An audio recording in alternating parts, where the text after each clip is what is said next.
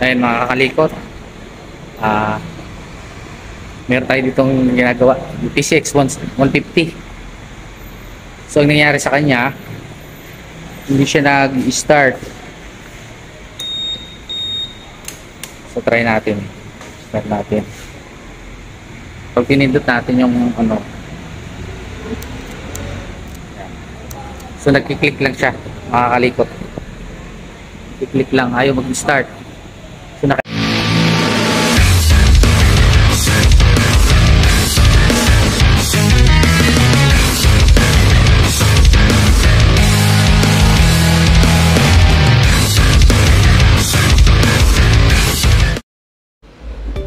magandang araw mga kakalikot. For today's video, magpapalit tayo ng stator com ng PCX 150. Ayan, iangat lang natin yung step right floor para maka-access tayo dito sa harness, para matanggal natin yung stator com mga kakalikot. Medyo mahirap lang tong tanggalin kasi mayroon siyang lock, hindi siya basta-basta nakakalas. Yan, bago mo siya makalas, gamit ka ng flashlight para makita mo kung saan siya naka-lock. Medyo na harapan din ako dyan magtanggal kasi kailangan meron kang pangsundot dyan sa lock nya.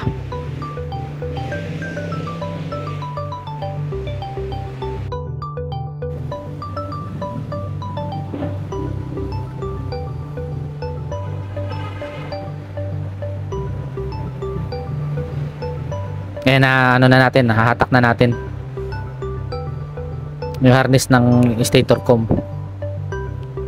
Kunting tiyaga lang nyo dyan mga kakalikot sa pagbaklas nyan.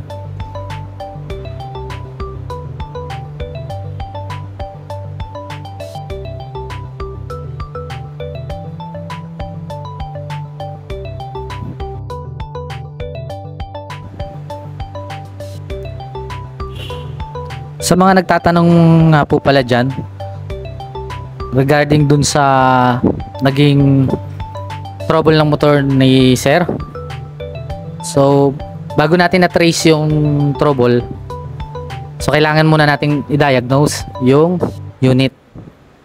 So nang diniagnose ko yan, trouble code 52. So ang ibig sabihin, sa alternator siya. Nag-check na tayo ng electrical niyan.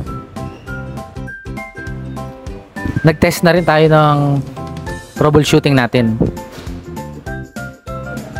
So lahat po ng test natin mga kakalikot, naka-base po tayo sa ating book. Standard process po tayo mga kakalikot pagdating po sa ating troubleshooting. So yun, balik tayo mga kakalikot. Ayun, nagde-drain tayo ngayon ng coolant. So kumuha lang ako nung bakanting lagayan, so i-drain lang natin yan.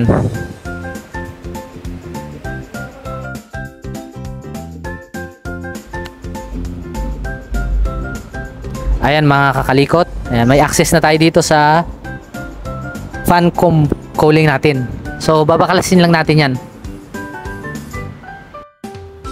So ang kakalasin pa natin dyan is yung flywheel com. Bago natin makalas yung stator com natin.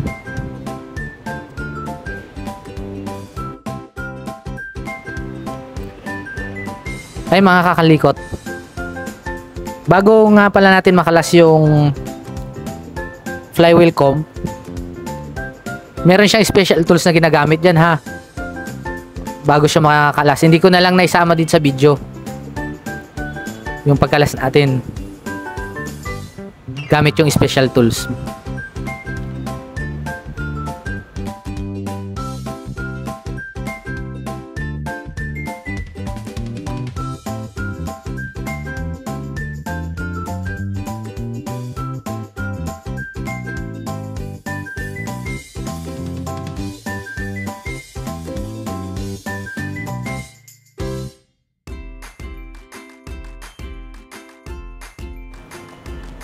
Ayan, at sa wakas nakalas na rin ang stator com.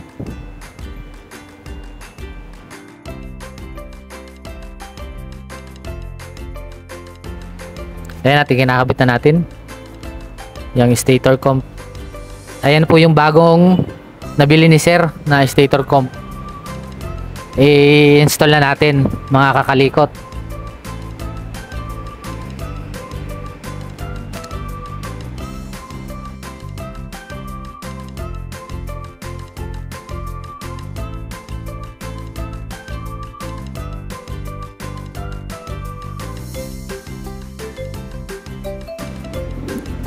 Ayan, advice lang mga kakalikot.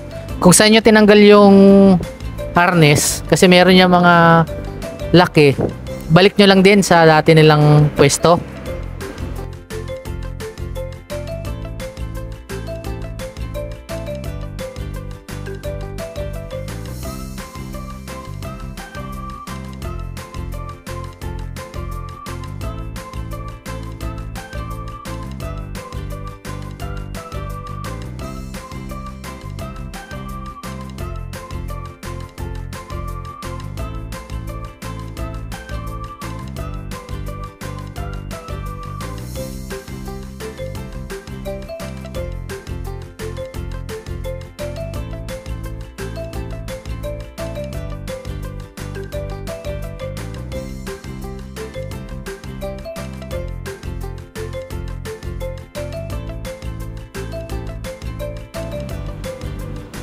Ayan mga kalikot, lagay na tayo ng coolant. So paglagay ng coolant mga kakalikot, may level po siya. So hanggang doon lang siya sa filler neck, hindi nyo siya masyadong pupunuin. May level lang po yan kasi aapaw yan. So once na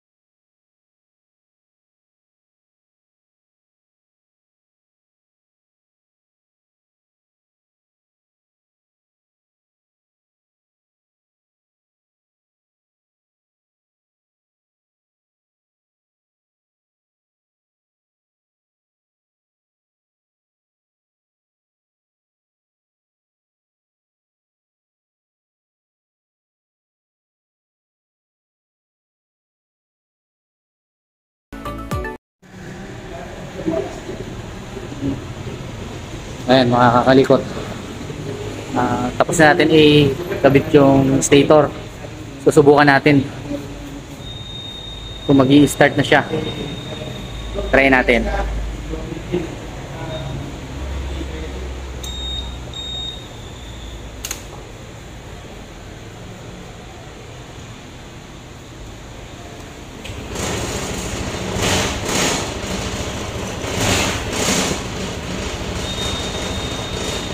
So may start na.